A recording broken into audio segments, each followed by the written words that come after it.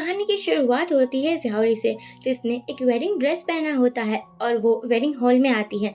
आप सही समझ रहे हो, आज ज़ियाओली की शादी थी और वो भी उस बंदे से जिससे वो बेइंतहा प्यार करती थी। इन लोगों को डेट करते हुए ऑलरेडी 2 साल हो चुके थे। सियावली के लिए आज का दिन सबसे ज्यादा खुशी वाला दिन था, लेकिन तभी वो अनाउंसमेंट करता है कि यहाँ ये वेडिंग कैंसिल होती है। सियावली के सपने पानी में मिल जाते हैं। जो जितनी ज्यादा स्माइल करते हुए इस हॉल में एंटर हुई थी, वो उतनी ही अपसेट हो जाती है। पहले तो ये सोच रही थी शायद वो उसे मजाक कर रहा है, क्योंकि हर बार वो उसे ऐसे तो मजाक किया करता था। लेकिन वो बोलता है, नहीं सच में मैं तुम्हारे साथ कोई प्यार व्यार नहीं करता था। एक्चुअली मैं तो तुम्हारे भाई के खिलाफ कुछ एविडेंस कलेक्ट करना चाहता था और इसीलिए मैं तुम्हें डेट कर रहा था। जियावली बोलती है, यार तुमने ऐसा क्यों किया है? वो कहता है, तुम्हारा भाई ऑलरेडी अरेस्ट हो चुका है और अब सभी एविडेंस भी मुझे मिल चुके हैं। जियावली कहती है, तुम ये सब कुछ नाटक कर रहे हो ना? कौन से एविडेंस? मेरे भाई ने तो कुछ भी नहीं किया था। ये सुनकर वो कहता है, तुम्हारे भाई ने करप्शन किया था और पता है उसने कितने ज्यादा पैसे अपनी कंपनी में डाले थे, और वो भी विदाउट टैक्स। और इसलिए तो मैं कितने टाइम से उसकी इन्वेस्टिगेशन कर रहा था, लेकिन कोई भी प्रूफ नहीं मिल रहा था। तो मैंने सोचा क्यों ना मैं तुम्हें डेट करूं। ये सुनकर जियावली कहती है, तो तुमने मुझे झूठ बोला। इतने सालों तक तुम कहते रहे मुझसे प्यार करते हो, लेकिन तुमने सब कुछ झूठ ही कहा था ना? वो बोलता है, ऑफ कोर्स मैं एक लॉयर हूँ और मुझे सब कुछ करना पड़ता है एविडेंस कलेक्ट करने के लिए, तो मैंने वही किया था। तुम्हारा दिल तोड़ने में ना मुझे कोई शौक नहीं है। और वो यहाँ से चला जाता है। हमारी शावली हैरान हो जाती है, क्योंकि ये दिन तो उसके सपनों वाला दिन था, जहाँ पर उसको एक दुनिया मिलने वाली थी। लेकिन आज के दिन पर तो ज़ियावली को सबसे बड़ा धोखा मिला है। यहाँ ज़ियावली फू को रोकने की ट्राई करती है और कहती है, मेरे भाई ने कुछ नहीं किया है। सभी लोग बातें कर रहे थे कि मिस्टर मूली को अरेस्ट कर लिया गया है और अब वो एविडेंस भी कलेक्ट हो चुके हैं, तो उसको बहुत साल की जेल पहुंचने वाली है। ये सभी न्यूज देखकर तो ज़ियावली को चक्कर ही आने लगे थे। वो कह रही थी, नहीं मेरी कंपनी बैंकरप्ट नहीं हो सकती। मेरे भाई ने इतनी मेहनत की है, भला वो करप्शन क्यों ही करेगा? और वो बहुत ही ज्यादा अपसेट हो चुकी थी। हर कोई ज़ियावली पर उंगली उठा रहा था कि ये अच्छे खानदान की बेटी नहीं है। ज़ियावली अपने भाई को कॉल के ऊपर कॉल कर रही थी, लेकिन कॉल लग ही नहीं रहा था। ज़ियावली समझ जाती है कि उसका भाई इतना ज्यादा डेडिकेशन वाला था, वो भला कोई चीटिंग वगैरह या कि किसी के पैसे लेगा क्यों ही करेगा ये सब कुछ? जरूर ये कोई गलतफहमी होगी, मुझे जाकर फू को समझाना होगा। वो भागी भागी फू के ऑफिस में आती है। यहाँ पर शीला उसको मिलती है। वो कहती है, क्या फू ने तुम्हें साफ साफ नहीं कहा था कि वो तुमसे प्यार नहीं करता है? उसकी फियोंसे मैं हूँ और बहुत जल्दी हम दोनों की शादी होने वाली है, तो प्लीज यार तुम उसका पीछा न छोड़ दो और यहाँ से चली जाओ। ज़ियावली सोचती है कि यार तुमने मुझसे डेट किया, तुम्हें मुझसे शादी भी करनी थी, लेकिन तुम्हारी ऑलरेडी एक फियोंसे थी। वो बोलती है, नहीं ऐसा नहीं हो सकता, वो मुझसे बहुत प्यार करता है और तुम्हारे बारे में तो उसने कभी बताया भी नहीं था। शीला बोलती है, इसलिए नहीं बताया था क्योंकि वो तुम्हारे साथ प्यार का नाटक कर रहा था। उसको तो बस एविडेंस से मतलब था, तुम जैसे लड़के से उसको कोई भी मतलब नहीं है। यहाँ हमारी ज़ियावली थोड़ी अपसेट हो जाती है और कहती है, तुम ये क्या कह रही हो? मुझे पता है कि वो मुझे देखेगा तो वो मुझे प्यार करने लगेगा। इतने सालों तक मैं उसके साथ थी, मैं रियलाइज कर सकती हूँ कि वो ये सब कुछ झूठ ही कह रहा है और मेरे भाई ने भी कुछ गलत नहीं किया है। ये सब कुछ एक मिसअंडरस्टैंडिंग है। यहाँ फू के पास ज़ियावली आती है और वो कहती है कि मुझे पता है मेरे भाई ने कुछ नहीं किया, तुम मुझे छोड़ दो, तुम उसकी हेल्प क्यों नहीं करते? शीला आकर बोलती है, यार फू मैंने इसको समझाने की ना बहुत ट्राई की है, लेकिन ये बंदी है जो समझने को रेडी ही नहीं है। कितना कहा कि तुम यहाँ मत आओ, लेकिन फिर भी आ चुकी है। वो कहता है, तुम बाहर जाओ, मुझे इससे अकेले में बात करनी है। शीला बोलती है, ठीक है, लेकिन आज डिनर पर हम अपने फेवरेट रेस्टोरेंट में चलेंगे। ज़ियावली ये देखकर हैरान हो जाती है, क्योंकि फू ने कहा था, तुम्हारे अलावा कोई भी लड़की मेरी लाइफ में नहीं है, तुम ही मेरे सपनों की महारानी हो। ज़ियावली कहती है, अब तुम बताओ, क्या शीला तुम्हारी फियोंसे है? तुम लोग कॉलेज टाइम से ही साथ में हो क्या? वो कहता है, हाँ सही समझ रही हो, मैं और शीला बहुत जल्दी शादी करने वाले हैं। और तुम्हें पता है क्या, शीला मुझसे बहुत प्यार करती है और मैं भी करता हूँ। आफ्टर ऑल वो एक अच्छे बैकग्राउंड से है। ज़ियावली बोलती है, मैंने तुम पर कितना ट्रस्ट किया और मेरी फैमिली के पैसे देने में भी मैंने तुम्हें एक बार नहीं पूछा कि तुम उस पैसों का क्या करने वाले हो, फिर भी तुमने इतना बड़ा धोखा दिया मुझे। वो कहता है, जो हो चुका वो हो चुका, तुम्हारे भाई को अब तुम बचा नहीं सकती, और वैसे भी इस कंट्री में कोई ऐसा लॉयर नहीं है जो मेरे खिलाफ जाएगा। और ऑलरेडी तुम्हारे भाई को जेल हो चुकी है, तो अब यहाँ पर उसकी वजह से आई हो तो मुझे मनाना बंद करो, और मैं तुम्हारी कितनी इंसल्ट करूंगा। तुम्हें तो ऐसे ही यहाँ से चले जाना चाहिए। अगर तुम्हें कोई पैसे चाहिए तो फिर मैं तुम्हारी हेल्प कर सकता हूँ। श्यावली फू का हाथ पकड़ लेती है, लेकिन वो उसे चिल्लाकर बोलता है कि तुम यहाँ आना अलाउ नहीं हो, निकलो यहाँ से। तो अभी श्यावली बेहोश होने वाली थी, चैन उसको पकड़ लेता है और फू से कहता है कि तुमने बिल्कुल सही नहीं किया है। पता है एक दिन तुम्हें रिग्रेट होगा, तुम सोचोगे कि ये सब कुछ तुमने क्यों ही किया है। चैन जाते जाते फू को वार्निंग भी देता है कि तुमने ऑलरेडी ज्यावली को हर्ट कर दिया है, लेकिन अब उसके आसपास पे दिखाई मत देना। यहाँ पर ज्यावली बेहोश थी और चैन उसके पास ही था। जैसे ही ज्यावली को होश आता है वो कहती है, चैन चैन मुझे अपने भाई से मिलना है। चैन कहता है हम नहीं मिल सकते, एक्चुअली उसकी भी परमिशन मैंने डाली थी लेकिन वो रिजेक्ट हो चुकी है। तुम्हें पता ही होगा वो कितना बड़ा लॉयर है और उसने तुम्हें मिलने से भी रोक दिया है। ये सुनकर ज्यावली कहती है, भला वो मेरे साथ ऐसा क्यों ही कर रहा है? मेरे प्यार में कौन सी कमी रह गई थी जो वो मुझे इतनी ज्यादा पनिशमेंट दे रहा है? चैन कहता है तुम टेंशन मत लो, मैं ना सभी लॉयर से बात करूंगा, कोई ना कोई तो लॉयर होगा ना जो कि फूजी के खिलाफ जाने को रेडी हो जाएगा। ये सुनकर ज्यावली कहती है, हाँ तुम जल्द से जल्द करो, मैं अपने भाई को देखे बिना नहीं रह सकती। अब ज्यावली बहुत ही ज्यादा परेशान हो चुकी थी, क्योंकि उसको समझ में आ चुका था कि उसकी एक डिसीजन ने उसकी पूरी फैमिली को बर्बाद कर दिया है।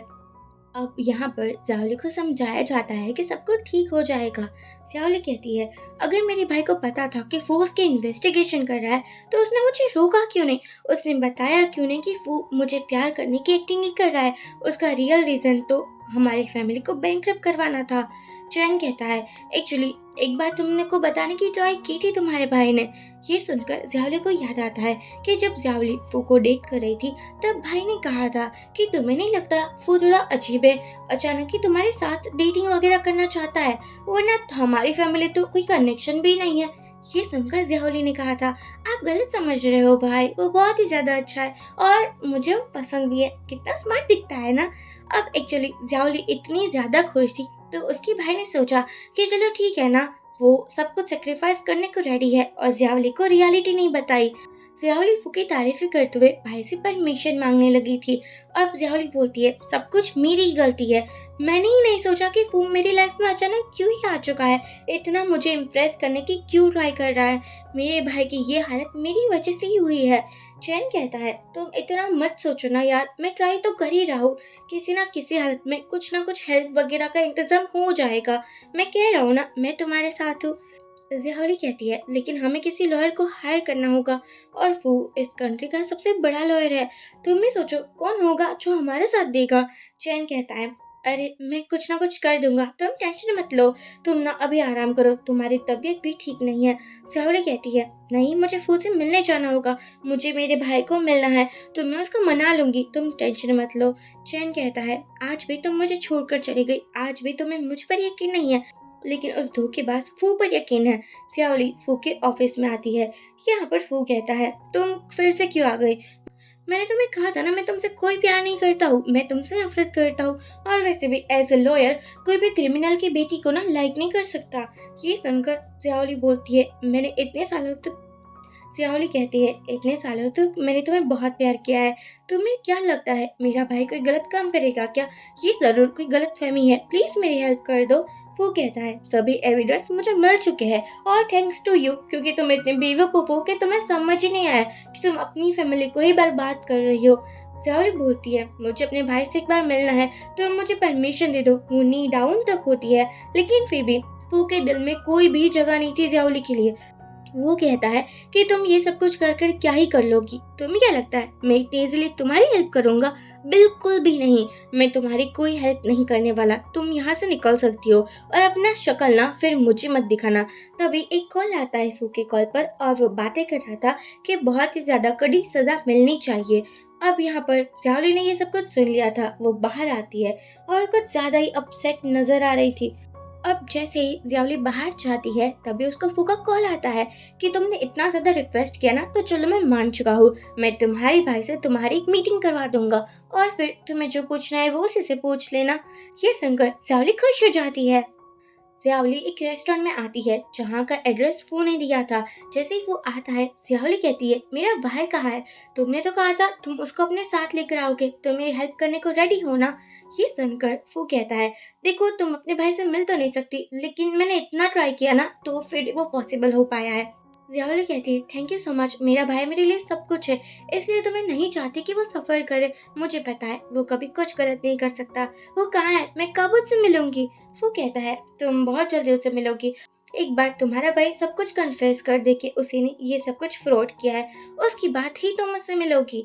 जियावली कहती है, लेकिन उसने कुछ किया ही नहीं है, मुझे पता है ना, तो वो कन्फेस क्यों करेगा? अब हम देखते हैं जियावली के पीछे वाली टेबल पर जियावली का भाई था और वो यहाँ जियावली को जान कर लाया था। अब जियावली की जो हालत हुई थी ना, उसको देखकर भाई ने एक्सेप्ट कर लिया था कि ये फ्रॉड उसी ने किया है और वो सजा के लिए भी रेडी है। ये सब कुछ देखकर वो कहता है, मेरा काम हो चुका है। अब भाई को लेकर जाया जा रहा था। जियावली अपने भाई से मिलना चाहती थी, लेकिन वो उसको रोक देता है, उसका हाथ पकड़ लेता है। भाई कहता है, अपना ख्याल रखना और मेरी टेंशन मत लेना। अब जाकर जियावली को समझ आया था कि उसने थोड़ी बहुत भी फू से उम्मीद जो बनाकर रखी थी ना, वो कितनी ज्यादा बेकार थी। जियावली कहती है, वाह क्या बात है, तुमने ये सब कुछ जानकर किया। मेरी ये हालत तुम मेरे भाई को दिखाना चाहते थे ना? वो कहता है, हाँ बिल्कुल सही समझ रही हो। एक्चुअली तुम्हारे भाई की कमजोरी बस तुम ही हो, और तुम्हें इतना गिड़गिड़ाते हुए देखकर उसने एक्सेप्ट कर लिया कि ये फ्रॉड, ये सब कुछ उसी ने किया है। सियावली कहती है, मैंने सोचा था कि एक टाइम के लिए तो तुम्हारे दिल में हमदर्दी होगी मेरे लिए, लेकिन अब तुम वो भी घुमा चुके हो। चैन आकर कहता है, जियावली तुम ठीक तो हो ना? देखो मैं आ चुका हूँ और ये लॉयर है, ये हमारा साथ देने को रेडी है। हम कम से कम तुम्हारे भाई को सजा दिलवाने की ट्राई करेंगे। जो लॉयर था वो फू के सामने देखता है। ऐसा लग रहा था कि लॉयर भी फू से मिला हुआ है। जावली कहती है, प्लीज मेरे भाई की हेल्प कर देना। वो लॉयर हाँ कह देता है। जावली की हालत बहुत खराब थी। चैन उसको अपने पास बिठाता है और कहता है, इन्वेस्टिगेशन में तुम सब कुछ बता दो। जावली बोलती है, मुझे नहीं लगता कि फ्रॉड सिर्फ अकेले मेरे भाई ने किया है।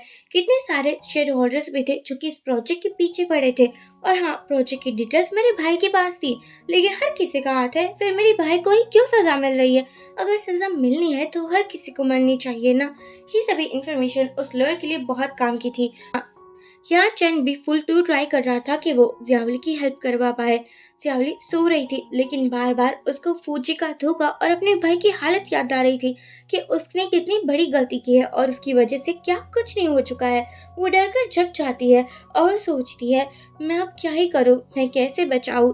तभी उसको एक न्यूज मिलती है। जो चैन की फैमिली थी वो भी थोड़े लॉस में जा रही थी, जस्ट बिकॉज चैन जियावली की हेल्प कर रहा था। और ऑब्वियसली बात है, ये सब कुछ फू का ही काम हो सकता है। जियावली सोचती है, मेरी वजह से ऑलरेडी मेरा भाई तो बर्बाद हो ही चुका है और मेरी पूरी फैमिली भी, लेकिन मैं नहीं चाहती कि चैन को कुछ भी हो। यहाँ पर फिर से वो फू के पास आती है।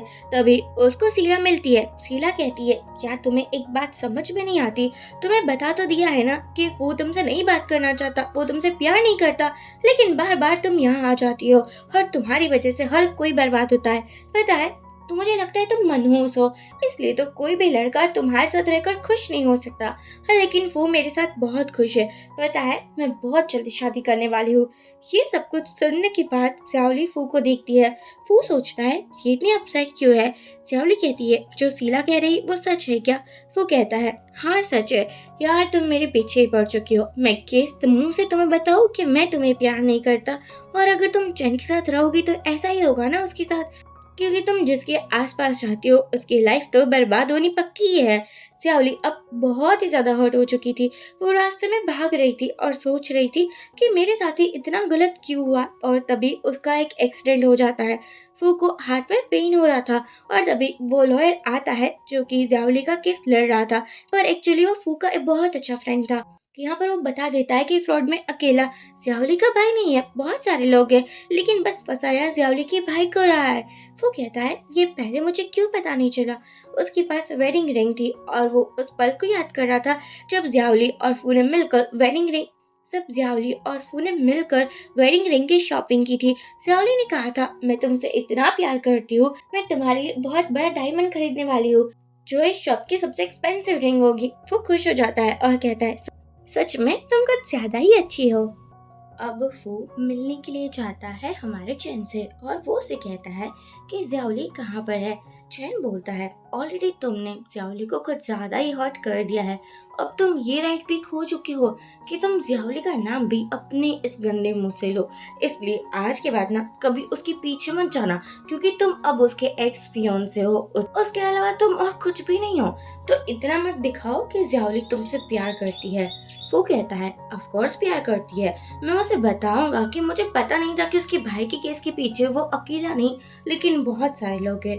चैन बोलता है, जब पता लगाना चाहिए था तब तुमने लगाया नहीं, और जब पता चल चुका है ना तब ज़ियाओली तुमसे मिलना नहीं चाहती है। वो बहुत रिक्वेस्ट करता है कि प्लीज मुझे मिलने दो, मुझे सब कुछ क्लियर करना है। लेकिन चैन बता देता है कि वो अभी इस सिटी में नहीं है और उसकी हालत बहुत खराब थी, उसका एक्सीडेंट हो चुका था, इवन कि वो अब इस दुनिया में भी नहीं रही है। वो बोलता है, नहीं ऐसा नहीं हो सकता। लेकिन चैन ने तो उसको एक फोटो दिखा दिया था और कहा था, अगर तुम्हें मुझ पर यकीन नहीं होता तो देख लो, और तुम तो पता भी लगा सकते हो ना। आखिरकार तुम लॉयर जो ठहरे, और आज के बाद ना ही मुझसे मिलना और ना ही ज़ियाओली का नाम लेना, क्योंकि तुम्हारी इतनी औकात नहीं है कि तुम हम दोनों की लाइफ में इंटरफेयर कर पाओ। वो बोलता है, तुम क्या झूठ बोल रहे हो मुझसे। चैन बोलता है, मैं क्यों ही झूठ बोलूंगा, तुमने उसकी कंपनी को बैंकरप्ट करवा दिया। उसके भाई जो कि मॉम डैड की दोनों की जगह लेकर बैठा हुआ था, तुमने उसको जेल में भिजवा दिया। इवन कि जब ज़ियाओली तुम सब मिलने आई थी तब तुमने बार बार उसको हर्ट किया, तो फिर वो तुम्हारा नाम क्यों ही लेती। और वैसे भी जो भी हुआ वो अच्छा ही हुआ है, कम से कम ज़ियाओली तुमसे दूर तो रहेगी। वो चैन का हाथ पकड़ लेता है और बोलता है कि मैं कभी नहीं मान सकता कि ज़ियाओली मर चुकी है, मुझे उसका फ्यूनरल देखना है, कहाँ हुआ था उसका फ्यूनरल। चैन बोलता है, नहीं नहीं, मैं वो तुम्हें नहीं दिखा सकता। अब हम देखते हैं हॉस्पिटल रूम में हमारी ज़ियाओली थी, उसको कुछ भी याद नहीं था। वो न्यूज़ देख रही थी। एक रिपोर्ट के अकॉर्डिंग जो फू ग्रुप का लॉयर है वो इतना ज्यादा सक्सेसफुल हो चुका है कि आज वो देश का नंबर 1 लॉयर बन चुका है। फू के बारे में हर कुछ बताया जा रहा था, उसकी लाइफ स्टोरी, इवन की जब उसको डेटिंग वगैरह का था तब भी। यहाँ तभी चैन आता है और कहता है, क्या हो चुका है। ज़ियाओली कहती है, तुम्हारी कंपनी में कोई प्रॉब्लम चल रही है क्या। वो न्यूज़ में दिखा रहा था कि कोई फूल लॉयर है जो कि तुम्हारी कंपनी में प्रॉब्लम क्रिएट कर रहा है, सब कुछ ठीक तो है ना। ये सुनकर हमारा प्यारा सा चैन कहता है, हाँ ऑफ कोर्स सब कुछ ठीक है, अगर तुम मेरे साथ हो तो मुझे टेंशन लेने की क्या जरूरत है। और वैसे भी तुम्हें पता तो है ना कि तुम्हारा एक्सीडेंट हुआ था, तुम्हें इतना टेंशन नहीं लेना चाहिए, डॉक्टर ने भी मना किया है ना। तुम्हें कुछ याद आ चुका है जो तुम मुझे बताना चाहती हो। ज़ियाओली बोलती है, नहीं मुझे कुछ भी याद नहीं है। चैन कहता है, आज मैं फू से मिला था। ज़ियाओली कहती है, ये यही लॉयर है ना जिसने मेरे भाई को जेल पहुंचवाया था, और ये जाना तक नहीं था कि उसकी कोई गलती नहीं थी इन सब में। चैन बोलता है, सही समझ रही हो, वही लॉयर ही है, लेकिन आज वो तुम्हारे बारे में पूछ रहा था कि तुम कहाँ हो। मैंने उसको झूठ बोल दिया है, लेकिन अगर वो कभी भी तुम्हारे सामने आ जाए तो तुम्हें कैसे बिहेवियर करना है वो तुम्हें पता होना चाहिए। ज़ियाओली कहती है, हाँ मैं समझती हूँ कि उसने मेरी पूरी फैमिली बर्बाद कर दी है, और अब मैं उससे कोई रिलेशन नहीं रखना चाहती। पहले शायद मैं उसे प्यार करती होगी, लेकिन अब मुझे वो प्यार भी अब याद तो नहीं है ना, तो फिर क्या ही फायदा ये सब कुछ बातें करने का। चैन खुश हो जाता है और कहता है, ये सब कुछ सुनकर मुझे कुछ ज्यादा ही हैप्पीनेस फील हो रहा है। ज़ियाओली बोलती है, अब तुम जैसा फ्रेंड है मेरे पास तो मुझे उस लॉयर की क्या ही जरूरत है, तुम मेरे लिए बहुत ही ज्यादा इनाफ हो। ज़ियाओली बोलती है, अब उस बंदे की वजह से मेरी फैमिली ने सफर किया है, मेरे भाई की कोई गलती नहीं थी। हालांकि उसने फ्रॉड किया था लेकिन वो अकेला तो नहीं था ना, फिर भी उसने ट्रबल क्रिएट किया और मुझे प्रवोक भी किया, और देखो उसकी वजह से मैं हॉस्पिटल में हूँ। चैन स्माइल करते हुए बोलता है, मैं तुम्हारे साथ हूँ चाहे कुछ भी हो जाए। देखो तुम ये कभी मत सोचना कि तुम्हारे साइड पर कोई भी नहीं है। ज़ियाओली बोलती है, अब ये हमारा वेडिंग मंथ है, तुम्हें इतनी इमोशनल बातें नहीं करनी चाहिए, मैं जल्दी ठीक हो जाऊंगी। आफ्टर ऑल बीमार ब्राइड अच्छी थोड़ी ना लगती है। चैन बोलता है, मैं खुश हूँ कि तुम मुझसे शादी कर रही हो। आफ्टर मैरिज मैं तुम्हारा बहुत ख्याल रखूंगा और तुम्हारे भाई को भी जेल से छुड़वाने की ट्राई करूंगा, मैं अपना बेस्ट दूंगा। ज़ियाओली भी स्माइल करती है और कहती है, ये मुझे ऑलरेडी पता है। ऐसे ही दिन निकल रहे थे। हमारा वो आजकल रिग्रेट में रहने लगा था। आफ्टर ऑल उसने जो भी किया था रिग्रेट तो करना ही चाहिए ना। अपनी वेडिंग रिंग लेकर बैठा ही रहता था, तभी उसका वो लॉयर फ्रेंड आता है और यहाँ वो पूछता है, तुम्हें उस एक्सीडेंट के बारे में कुछ भी पता चला। लॉयर फ्रेंड बोलता है, हाँ मुझे थोड़ा बहुत डाउट तो हो रहा है। वो कहता है, मुझे भी लगा ही था कि ज़ियाओली मर नहीं सकती, इतनी आसानी से वो मुझसे दूर नहीं जा सकती। तुम्हें क्या इन्फॉर्मेशन मिली है, मुझे सब कुछ बता कर दो। वो लॉयर फ्रेंड बोलता है, एक्सीडेंट तो हुआ था, लास्ट बार वो तुमसे ही मिलने आई थी और तभी एक्सीडेंट हुआ था, उसके अलावा मुझे कोई इन्फॉर्मेशन नहीं मिली है। वो बोलता है, तो तुम ऐसे आधे अधूरे काम कर ही क्यों रहे हो? जाओ जल्द से जल्द और पता लगा कर आओ कि आखिरकार चल क्या रहा है, मुझे हर एक डिटेल्स चाहिए। लॉयर फ्रेंड कहता है, हाँ ठीक है, मैंने सोर्सेस लगा दी है और ज्यादा ही जल्दी पता चल जाएगा। श्रावली को फाइनली फाइनली हॉस्पिटल से डिस्चार्ज मिल चुका था। वो बाहर आकर चैन से बोलती है, अरे यार मैं अपना फोन तो भूल ही गई, क्या तुम लेकर आ सकते हो? चैन प्यार से बोलता है, अरे मेरी भुलक्कड़ बीबी, कोई बात नहीं, मैं अभी लेकर आता हूँ। और वो हॉस्पिटल में जावली के रूम के पास चला जाता है। यहाँ पर फौजी अपनी girlfriend I mean so called girlfriend सिला को लेकर आ रहा था। जैसे ही वो जियावली को देखता है, वो उसके पास भागते हुए आता है और कहता है, जियावली तुम ठीक तो हो ना? जियावली फू को देखकर हैरान नजर आ रही थी, क्योंकि ऑलवेज बात थी, एक तो उसको कुछ याद नहीं था और फू जैसे बंदे को भला कौन ही याद रखकर और फू जैसे बंदे को भला कौन ही याद करेगा। यहाँ सीला आकर बोलती है, ये अभी तक नहीं गई है क्या? क्योंकि उसके फेस में रिएक्शन आ चुका था। श्यावली कहती है, अच्छा तो तुम वही लॉयर हो ना जिसने मेरे भाई को जेल पहुंचवाया है? वो माफी मांगता है कि मुझे सभी डिटेल्स के बारे में नहीं पता था और मेरी वजह से ही तुम्हारा एक्सीडेंट हो चुका है। श्यावली कहती है, तुम इस कंट्री के नंबर 1 लॉयर माने जाते हो और तुमसे गलती हो गई। वो बोलता है, प्लीज मुझे हिट मत करो, मैं मान ही तो रहा हूँ ना मेरी गलती। श्यावली कहती है, आपने अपनी ड्यूटी की है और इसमें नाराज होने वाली कोई बात नहीं है। हमारा ऐसा रिलेशन नहीं है कि हम नाराज हो जाए। सीला बोलती है, हम बहुत टाइम के बाद मिले हैं ना, वैसे तुम्हारा कार एक्सीडेंट हुआ कब था और तुमने रिकवर भी कर लिया? श्यावली बोलती है, तुम हो कौन, मैं तुम्हें नहीं जानती। ये सुनकर सीला बोलती है, मैं फूकी फियोंसे हूँ, तुम इतनी जल्दी भूल गई क्या? श्यावली सोचती है थोड़ा बहुत और कहती है, आई एम सॉरी लेकिन मुझे कुछ भी याद नहीं है। एक्चुअली मेरे एक्सीडेंट के बाद ना मेमोरी चली गई है। अब फू तो हमारे श्यावली का हाथ ही पकड़ लेता है, ऐसे कैसे मैं तुम्हें याद नहीं हूँ, तुम्हें मुझे याद रखना ही होगा, तुम्हें पता होना चाहिए मैं तुम्हारा पहला प्यार हूँ। श्यावली कहती है, मुझे टच करने की भी ट्राई मत करना, वरना अगर मैं तुम्हारे साथ रूड बिहेवियर करूंगी ना तो शायद वो बिहेवियर तुम्हें अच्छा नहीं लगेगा। सीला सोचती है, यहाँ चल क्या रहा है, क्या सच में इसको कुछ भी याद नहीं या फिर ये प्रिटेंड ही कर रही है? सियावली का इतना रूड बिहेवियर देखकर सिला और फुचित दोनों ही शॉक्ड थे। सियावली बोलती है कि देखो अभी मेरा फियोंसे ना आता ही होगा, अगर कुछ भी बात करनी है तो उससे ही करना। वो कहता है, क्या तुम्हारा फियोंसे? तभी हमारा प्यारा सा चैन आ जाता है और कहता है, हाँ मैं हूँ जियावली का फियोंसे। फूक के तो सर पर पहाड़ ही आ जाते हैं, क्योंकि यार उसको लगा था कि कितना भी क्रूअल बिहेवियर दिखा ले लेकिन जावली बस उसी की होगी, लेकिन ये तो चैन ने गलत साबित कर दिया था। वो कहता है, मैं नंबर 1 लॉयर हूँ और तुम मेरे अलावा किसी से प्यार नहीं कर सकती। ये देखो रिंग, हम शादी करने वाले थे और यही रिंग हम एक्सचेंज भी करने वाले थे। अब जावली वो रिंग को देखती है और सब कुछ याद करने की ट्राई कर रही थी। चैन कहता है, बहुत हो चुका, तुम यहाँ से जा सकते हो। सीला बोलती है, वो तुमने तो प्रॉमिस किया था तुम मुझसे शादी करने वाले हो। श्यावली को थोड़ा बहुत याद आने लगा था, क्योंकि उसको ये रिंग के बारे में पता ही था, आखिरकार उसी ने तो शॉपिंग करवाई थी ना। फिर भी वो फू जैसे बंदे को याद नहीं करना चाहती थी। आफ्टर ऑल उसकी पूरी फैमिली बर्बाद हो चुकी थी और वो भी बस फू की एक छोटी सी गलती की वजह से। बस उसने ठीक से इन्वेस्टिगेशन नहीं की थी। यहाँ ज़ोहरी बोलती है, मुझे ये रिंग याद नहीं है और ना ही मुझे ये रिंग को याद करना है, क्योंकि मेरे लिए ना चैन काफी है और मैं उसे बहुत प्यार करती हूँ। तो प्लीज यार तुम हम दोनों के बीच में ना इंटरफेयर करना बंद करो, और वैसे भी तुम मेरे एक्स हो तो एक्स बन कर ही रहो। मुझे तुमसे कोई भी प्रेजेंट रिलेशन नहीं रखना है। बहुत जल्दी हम दोनों की शादी होगी तो तुम वहां आ सकते हो मुझे किसी और की दुल्हन बने देखते हुए। और वैसे मैं चैन को बचपन से जानती हूँ, वो मेरे लिए परफेक्ट है, तुम्हारी तरह वो कभी मुझे हर्ट नहीं करेगा। ये सुनकर तो हमारी सीला को भी अच्छा लग रहा था कि कम से कम ज़्यावली फू से दूर तो हो रही है, लेकिन अभी भी उसको डाउट था, क्या ज़्यावली की याददाश्त सच में गई है या फिर वो जस्ट एक्टिंग ही कर रही है। अब हम देखते हैं यहाँ सभी के शॉकिंग एक्सप्रेशन देखने को मिलते हैं। चैन बोलता है, तुम्हें अपना जवाब मिल चुका होगा ना। ज़्यावली अब मेरे अलावा किसी पर ट्रस्ट नहीं करती, और तुम जैसे बंदे पर ट्रस्ट करेगी भी क्यों, जो कि बार बार किसी को धोखा ही दे सकता है। वो कहता है, ये नहीं हो सकता, तुम्हें पता है ना मैं ज़्यावली का पहला प्यार हूँ और वो मुझसे ही शादी करेगी। चैन कहता है, लेकिन अब ज़्यावली चैन बोलता है लेकिन अब जियावली को ना तुम याद नहीं हो, और अच्छा ही है, बैड मेमोरी को याद भी नहीं रखना चाहिए जैसे कि तुम। अब ये सुनकर तो शीला को कुछ ज्यादा ही अच्छा लगने लगा था कि आफ्टर ऑल अगर जियावली को कुछ याद नहीं है तो वो अपना पूरा हक फूक पर जमा पाएगी। वो कहता है आई एम रियली सॉरी, मैंने तुम्हारी लाइफ को गड़बड़ कर दिया, सब कुछ मेरी वजह से हुआ है, प्लीज मुझे माफ कर दो। वो यहाँ लिटरली गिड़गिड़ाने लगा था।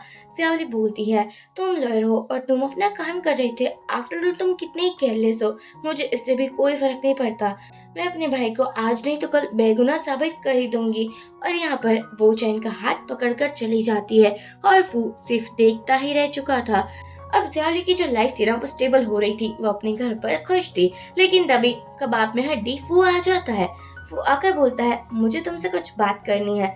जियावली उसको पहले तो इग्नोर कर रही थी लेकिन फू मान ही नहीं रहा था। वो जियावली के घर के अंदर आना चाहता था। अब क्या था, जियावली मना नहीं करती और कहती है हाँ बताओ तुम्हें मुझसे क्या बात करनी है। वो कहता है मैंने तुम्हारे भाई के साथ जो भी कुछ किया, I am really really sorry, क्या तुम मुझे एक और चांस नहीं दे सकती, मैं तुमसे बहुत प्यार करता हूँ। जियावली कहती है मुझे ऑलरेडी चैन ने सब कुछ बता दिया है कि कैसे तुमने मुझे हर्ट किया था और कैसे तुम मुझे वेडिंग डे पर ही छोड़कर चले गए थे। अब मुझे वो सब कुछ याद करना नहीं है। एक्चुअली तुम जैसे बंदी को कौन याद करेगा जो कि एक नंबर का सेल्फिश है। तुमने अपने बारे में सोचा, मेरे बारे में नहीं सोचा था, तो अब मैं भी अपने फ्यूचर के बारे में सोचूंगी।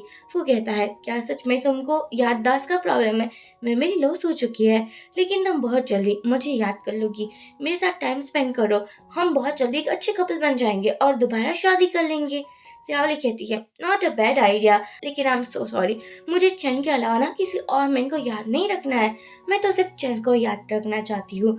ये सुनकर वो थोड़ा हैरान हो जाता है कि जो लड़की फू के पीछे पागल थी, उसके प्यार के लिए कुछ भी कर सकती थी, तड़प रही थी, आज देखो वो कैसे इग्नोर कर रही है फू को। फू फिर से बोरिंग दिखाते हुए कहता है याद करने की ट्राई करो, हम वेडिंग डे पर यही रिंग पहनने वाले थे। जियावली उस रिंग को फेंक देती है और कहती है मैंने कहा तो सही, क्या तुम एक नॉर्मल वर्ड समझ नहीं आता, मुझे तुम्हारे साथ कोई भी लेना देना नहीं है, मैं तुमसे कोई बात नहीं करना चाहती हूँ, तुम यहाँ से जा सकते हो। लेकिन वो कहाँ हार मानने वालों में से था। वो रिंग को उठा लेता है और कहता है आज नहीं तो कल तुम्हें सब कुछ याद आ जाएगा और तुम मेरे पास वापस आ जाओगी, क्योंकि तुम कभी उस चैन को लाइक करती ही नहीं थी, वो तुम्हारे लिए बेस्ट फ्रेंड था, प्यार नहीं था। जियावली हैरान हो जाती है कि ये बंदा कितना ज्यादा ढीठ है। अब हम देखते हैं वो जानकर जियावली को अपने वेडिंग हॉल में लेकर आता है ताकि जियावली सब कुछ याद कर पाए कि उसके वेडिंग डे पर क्या हुआ था। जियावली को कुछ कुछ याद भी आ रहा था कि कैसे फू ने मना किया था कि वो तो जियावली से शादी नहीं करना चाहता, वो ये सब कुछ बस इन्वेस्टिगेशन के लिए कर रहा था, एविडेंस के लिए कर रहा था। जियावली बोलती है मेरे इंसल्ट करना चाहते हो सबके सामने। वो कहता है तुम्हें सब कुछ याद आ चुका है क्या। जियावली कुछ नहीं कहती और यहाँ से चली जाती है। सपनों में जियावली की सभी मेमोरी रिकवर हो रही थी, उसको सब कुछ याद आ जाता है। जैसे ही वो जगती है चैन जियावली के साथ था। वो कहती है मुझे सब कुछ याद आ चुका है। चैन थोड़ा अपसेट हो जाता है और बोलता है अगर तुम वापस फू के पास जाना चाहती हो तो भी मुझे कोई प्रॉब्लम नहीं है, मैं जानता हूँ कि तुम फू से प्यार करती थी और फिर भी मैं तुम्हारे साथ हूँ, मैं तुम्हारा साथ दूंगा। जियावली बोलती है बिल्कुल नहीं, तुम ही मुझे अच्छे से डिजर्व करते हो। अब फाइनली वेडिंग डे आ चुका था। जियावली प्यारी लग रही थी वेडिंग आउटफिट में और वो दुल्हन बने हुए कुछ ज्यादा ही खुश थी। आज का दिन अलग था जब उसकी शादी पहली बार हो रही थी। हमारा चैन भी कुछ ज्यादा ही खुश था, ये दोनों शादी करने ही वाले थे, लेकिन तभी यहाँ फू आ जाता है और कहता है नहीं तुम उससे शादी नहीं कर सकते। यहाँ वो कहता है कि तुम मेरी वाइफ हो, तुम्हें किसी और से शादी करने की परमिशन नहीं है। ये सुनकर तो चैन सोचता है ये क्या ही बकवास किए जा रहा है, ये यहाँ से चला क्यों नहीं जाता। लेकिन फू कहाँ ही जियावली का पीछा छोड़ने वाला था। जियावली बोलती है मैं तुम्हारी वाइफ नहीं हूँ, हमारी शादी तो हुई नहीं थी, जब शादी होने वाली थी तब तुमने मुझे छोड़ दिया था और तुम चले गए थे, यानी कि तुम मुझे अब बेवकूफ नहीं बना सकते। क्या मुझे फूल समझा है, जब चाहो मैं तुम्हारी बातों में आ जाऊंगी। तुमने मुझे चीट किया है अगेन एंड अगेन, अब मैं तुम पर ट्रस्ट नहीं करती, और वैसे भी तुम जैसा लड़का ना कभी ट्रस्ट के लायक हो भी नहीं सकता। तुम जाओ अपने घर पर और शीला से शादी करो। चैन सिक्योरिटी गार्ड्स को बुलाता है और कहता है कि इसको लेकर जाओ, मेरी शादी में सिर्फ वीआईपी गेस्ट ही अलाउ है। श्यावली बोलती है, हाँ मैं भी इसको नहीं देखना चाहती। फू चिल्लाता रहता है, श्यावली प्लीज मुझे एक चांस दे दो, लेकिन यहाँ पर श्यावली नहीं सुनती। चैन कहता है वेडिंग कंटिन्यू करते हैं। यहाँ पर इन लोगों ने रिंग एक्सचेंज की थी और पूरी लाइफ साथ रहने का प्रॉमिस भी किया था, और चुम्मा चाटी कैसे ना होती, वो भी हो ही जाती है और इन लोगों की शादी कंप्लीट हो जाती है। हमारी ज्यावली अपने वेडिंग आउटफिट को लेकर ब्राइडल रूम में थी, तभी यहाँ शीला आती है और कहती है, तुम्हारी हिम्मत कैसे हुई मेरे फियोंसे को पटाने की? तुमने मैंने बताया था ना फूजी सिर्फ मेरा है। ज्यावली बोलती है, तुम मुझे यहाँ ये सब कुछ क्यों बता रही हो? तुम्हें फू के पास जाना चाहिए। आफ्टर ऑल तुम अपने मैन को कंट्रोल जो नहीं कर पा रही हो, और उसको मेरे पास आने ही मत दो ना। अगर इतना जेलिसी हो रहा है, मेरी शादी ऑलरेडी हो चुकी है और अब मैं सिर्फ मेरे हस्बैंड की हूँ। यहाँ पर तो ज्यावली ने भी एक तमाचा लगा ही दिया था, रगे हाथ वो भी क्यों ना फायदा उठा ले। वो बोलती है, मुझे सब कुछ याद है कैसे तुमने मेरी बेइज्जती की थी और वो के सामने तुमने मुझे जलील करने की ट्राई की थी। इतनी इंसल्ट मैंने बर्दाश्त की थी, लेकिन अब मैं वो पहली वाली ज्यावली नहीं हूँ।